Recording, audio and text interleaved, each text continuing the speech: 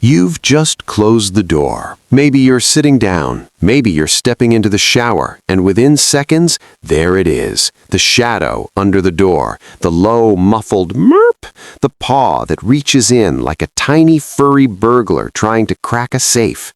You smile. You think it's cute. You think they're just clingy. Maybe you joke that they're your bathroom buddy. But what if I told you that every time your cat follows you into that small tiled room, they aren't just being affectionate? What if I told you that in that moment, they are delivering a message that their ancient DNA has been screaming at them to say, and most owners are misreading it entirely? They aren't just curious, they aren't just bored, they are standing guard over the single most vulnerable moment of your day. And what they are actually telling you is a confession of life or death trust that changes everything you thought you knew about your cat's soul.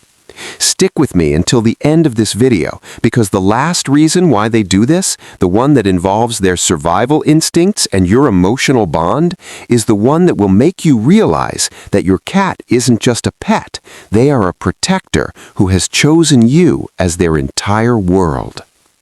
Let's decode this. To understand the bathroom behavior, we have to scrub away the human lens for a second. We have to stop thinking like a person who sees a door as privacy and start thinking like a creature whose genetic code was written on the African savanna. When your cat follows you to the bathroom, they aren't ignoring your boundaries. They are activating a protocol that is hardwired into their cerebellum. In ethology, this is called allogramming adjacent protection. In the wild, when a cat defecates or urinates, they are at their absolute weakest. The smell gives away their location, and the physical posture makes escape impossible.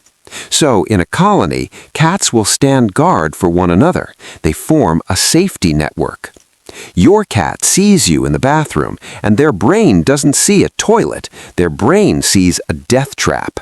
They see their clumsy, giant, food-giving human squatting in a vulnerable position with only one exit. They aren't being annoying. They're literally volunteering to be your lookout.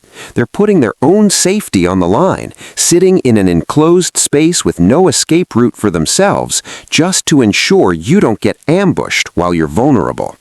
They're saying, "I've got your back. Finish your business. I'll watch the perimeter." But that's just the tactical layer. There's a deeper emotional layer that involves a chemical bond most humans don't even know exists. 2. The olfactory exchange program. Here's where it gets weird, and where the science of pheromonal bonding comes into play. Cats have a secret language. It's not meowing. Meowing is for humans. Their real language is chemical. They have a special organ in the roof of their mouth called the Jacobson's organ, or the vomeronasal organ. It allows them to taste the air for emotional data. When you use the bathroom, your scent profile changes. It's intimate, it's raw, it's you at your most unfiltered biologically. Now, don't get grossed out, but to your cat, the bathroom is not a place of waste. It is a place of information. When you close the door, you are cutting off their access to the most important data stream in their territory, your scent signature. Your cat follows you in because they are conducting a wellness check. They are analyzing your pheromones to see if you are stressed, if you are sick, or if you are in danger.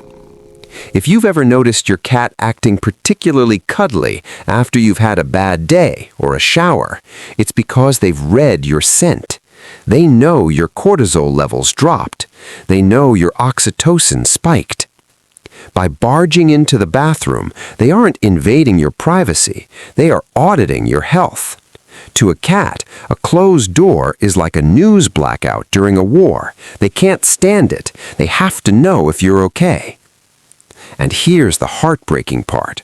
If you lock them out and they sit outside that door yowling, they aren't just being dramatic. They are experiencing genuine separation distress. In their mind, you just walked into a vulnerable room with no guard and you cut off communication. They can't smell you. They can't see you. For a creature that relies on sensory input to feel safe, a closed door is psychological torture. But we're only scratching the surface, because there is a third reason, and this one shifts the dynamic entirely. It turns the tables. It makes you realize that maybe you aren't just the owner. Maybe you are the child.